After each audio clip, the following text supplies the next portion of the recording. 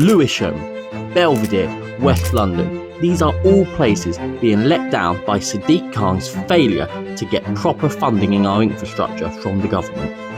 Our population is growing, but our transport network isn't. That's why it's so important that the West London Orbital line, the Bakerloo line extension to Lewisham, and the DLR extension go ahead. Cities are built on their transport networks, yet Sadiq Khan is failing London by not getting any investment in these vital schemes. So join me as I travel across London to see the places that will benefit the most from this investment in our public transport, starting in Lewisham.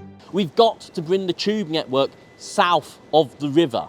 It's really important that the Bakerloo extension to Lewisham, serving stops at Burgess Park, Old Kent Road and New Cross, that would really massively boost the tube network, as well as meeting the increased capacity issues on the rail network. The population in Lewisham is booming. Every time I come to Lewisham, it feels like a new tower block has gone up. And that obviously has strain on the rail network. They need more trains, they need greater connectivity, and there's only so much you can do with extra national rail services, which is why we've got to bring in extra services like the Bakerloo line. But it's also the investment and the jobs it will create, unlocking huge amounts of potential for this part of South East London. But if there's so much potential in places like Lewisham, which is dependent on investment in more public transport, why aren't the government giving Sadiq Khan the resource he needs to make them happen? Well, it's a combination of confidence and trust. And sadly, the government have neither in Sadiq Khan. His track record over the last 9.5 years is appalling. Take the Elizabeth line. He inherited it from Boris Johnson on time and on budget. In fact, he based all his fares policy funding on the extra income it would bring into TfL. Yet under his leadership, the project descended into chaos. It became years late, millions of pounds over budget. But it's not just Crossrail. New trains on the Piccadilly line, new trains on the DLR, electric buses like the 358. All of these have been late and over budget. That's why the government have no confidence in his ability to deliver these projects.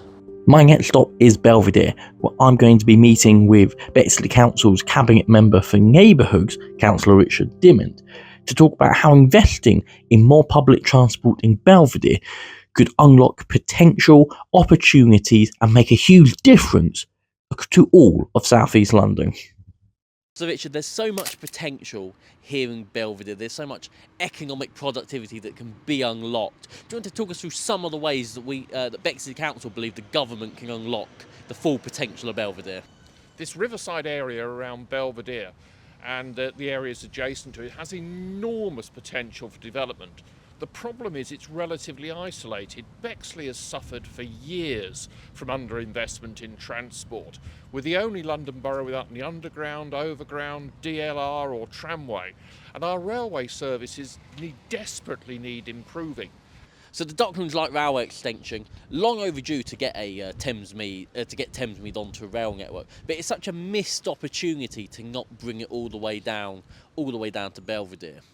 Having a stub end of the DLR extension in Thamesmead is a complete nonsense. If it could be linked into the national rail network here at Belvedere, it will provide many more opportunities, not just for economic development in this area, but also to provide, I think, significant additional revenue to Transport for London. Yeah.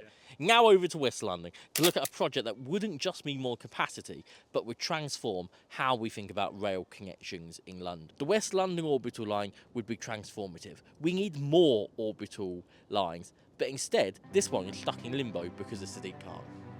The West London Orbital line is unique because it will change commuter patterns. Instead of having to travel into London to come back out, it will provide a direct connection from North West London through West London. It will connect to Old Oak Common to HS2 when it's eventually built. There'll be the connection to Thameslink services. There'll be the connection to the Jubilee line. So it will greatly improve connectivity. But the special thing about it is that it's actually relatively shovel ready to build because it would take over an existing freight line, the Dudding Hill line. So all you have to do is put the stations on it. Now that is still costly, but it is less costly than having to build the stations and build the train line itself.